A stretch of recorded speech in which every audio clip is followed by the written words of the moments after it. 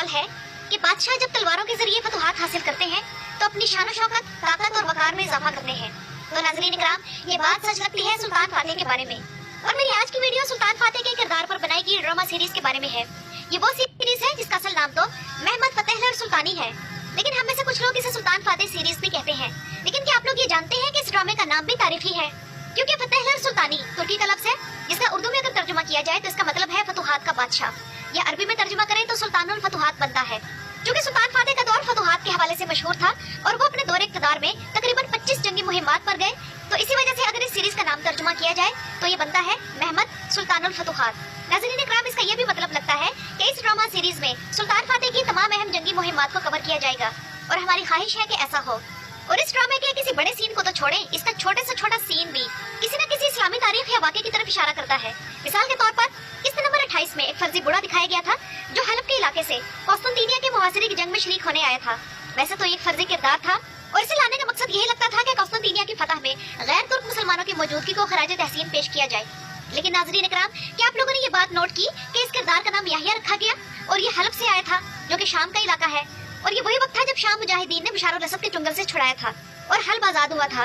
तो किरदार का नाम याहिया अल हल्बी रखा गया जो कि हमास के लीडर याहिया संवार की शहादत को खराज तहसीन पेश करने के लिए रखा गया। और ये भी दिखाया गया कि वो बूढ़ा जस्टिनियानी के हाथों शहीद होकर भी गिरा नहीं, बल्कि अपनी तलवार के वजन पर कायम रहा। और ये सीन बिल्कुल याहिया संवार की शहादत के वाक़े को सिंबलाइज करती है। तो ये दोनों बातें बताने का मकसद ये है कि ये सीरीज एक आम तारीखी ड्रामा सीरीज नहीं बल्कि इससे कुछ बढ़कर है। और नाज़रीन इकराम, 7 जनवरी 2025 को जो सीरीज दुनिया भर में डिस्कस की गई वो महमद फतेहलर सुल्तानी थी। इसके उस दिन सोशल मीडिया पर 12,000 शेयर्स हुए थे, और जिन लोगों ने ये किस्त नंबर 30 देखी वो खुद को इसकी तारीफ करने से ना रोक सके। इस किस्त में कौस्तुनतीनिया के फतह के खूनी मरहले को दिखाया गया है और 1 घंटे तक बड़ी डिटेल के साथ जंगी सीन्स दिखाए गए हैं। यानी कि आप लोग यहाँ से अंदाजा करें कि तुर्की के मशहूर तारीखदान प्रोफेसर्स के अलावा दुनिया भर में इस किस्त को पसंद किया गया है, और अपने ट्विटर अकाउंट्स पर मशहूर लोग इसकी तारीफ में काफी ट्वीट्स कर रहे हैं। लेकिन इन्होंने भी हमारी तरह यही डिमांड की है कि जमीन पर कश्तियां चलाने वाली सीन्स किधर हैं।